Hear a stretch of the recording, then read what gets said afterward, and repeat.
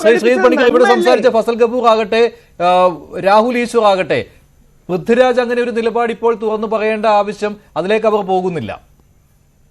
അല്ല, നോക്കൂ, ഇതിലെ പ്രധാനപ്പെട്ട പ്രശ്നം ഇവഞ്ച്വലി നമ്മൾ എങ്ങനെയൊക്കെ പൊതിയാൻ ശ്രമിച്ചാലും സിനിമ എന്നത് സംവിധായകന്റെ ആവിഷ്കാരമാണ്. അക്കാര്യത്തിൽ യാതൊരു വിധത്തിലുള്ള ഡൗട്ടുമില്ല. നിർമ്മാതാവ് എന്ന് പറയുന്നത് ശരിയാണ്, അദ്ദേഹമാണ് പടം മുടക്കുന്നത്. പക്ഷെ ആര് പറയുന്നതിനനുസരിച്ചിട്ടാണ് പടം മുടക്കുന്നത്? സംവിധായകൻ ആവശ്യപ്പെടുന്നതിനനുസരിച്ചാണ്. എന്ന് വെച്ചാൽ ഒരു സിനിമയുടെ എൻഡ് ടു എൻഡ് ഉത്തരവാദിത്വം എന്ന് പറയുന്നത്, ആ സിനിമയുടെ ക്യാപ്റ്റൻ എന്ന് പറയുന്നത് അതിന്റെ സംവിധായകനാണ്.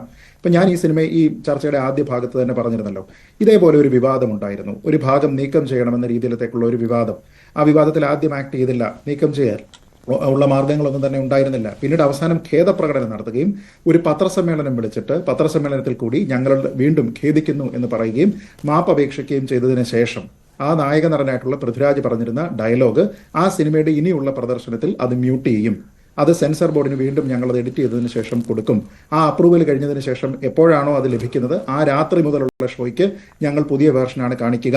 അതേപോലെ തന്നെ ഓവർസീസിലേക്ക് ഞങ്ങളല്ല അതിന്റെ കൺട്രോള്, പക്ഷെ ഞങ്ങൾ അതിന്റെ കോപ്പി അവിടേക്കും അയച്ചു കൊടുക്കുന്നുണ്ട് എന്ന് പറഞ്ഞുകൊണ്ട് ഒരു പത്രസമ്മേളനം നടത്തിയത് ആരൊക്കെയാണെന്ന് ഇതിൽ ഉൾപ്പെടുന്ന ഈ ചർച്ചയിൽ ഉൾപ്പെടുന്ന ആർക്കെങ്കിലും പറയാൻ കഴിയുമോ? ആ പത്രസമ്മേളനത്തിൽ ഇരുന്ന ആരൊക്കെയാണെന്ന്? 1, സംവിധായകൻ ഷാജി കൈലാസ്. 2, ആ സിനിമയിലെ നായകനായിട്ടുള്ള പൃഥ്വിരാജ്. 3, ആ സിനിമയുടെ തിരക്കഥാകൃത്ത് ജിനു എബ്രഹാം. 4, അതിന്റെ നിർമ്മാതാവ് ലിസ്റ്റിൻ സ്റ്റീഫൻ. ഈ 4 പേരായിരുന്നു ആ പത്രസമ്മേളനത്തിൽ. എന്ന് വെച്ചാൽ ഈ 4 പേരാണ് അതിനെപ്പറ്റി സംസാരിക്കേണ്ടത്. നായക നടൻ ശ്രീ പൃഥ്വിരാജാണ്, പക്ഷേ അദ്ദേഹത്തിന്റെ ഭാര്യയുടെ പേരിലാണോ എന്ന് എനിക്കറിയില്ല. പ്രൊഡക്ഷൻ ഹൗസ് ഉണ്ട്, അവരും അതിന്റെ ലിസ്റ്റിൻ സ്റ്റീഫനോടൊപ്പം തന്നെ അതിന്റെ പ്രൊഡക്ഷനിലുണ്ടായിരുന്നു.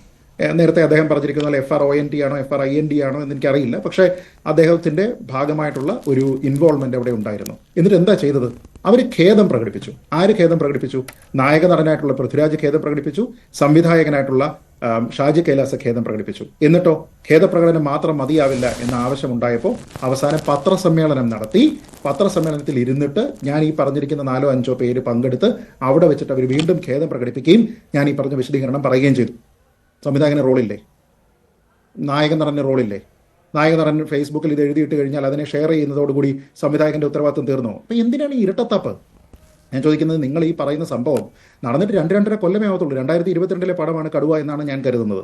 അപ്പോൾ അങ്ങനെയുള്ള കാര്യങ്ങൾ ഇവിടെ ഉണ്ടായിരിക്കുമ്പോൾ വിമർശന വിധേയമായിട്ട് ഈ കാര്യങ്ങളെല്ലാം ചെയ്യുന്ന സമയത്ത് എന്നാൽ പിന്നെ നായക നടനായിട്ടുള്ള പൃഥ്വിരാജ് പോയി അങ്ങ് പത്രസമ്മേളനം നടത്തിയാൽ മതി എന്നാണ് ഷാജി കൈലാസ് എന്താ പറയുന്നത്?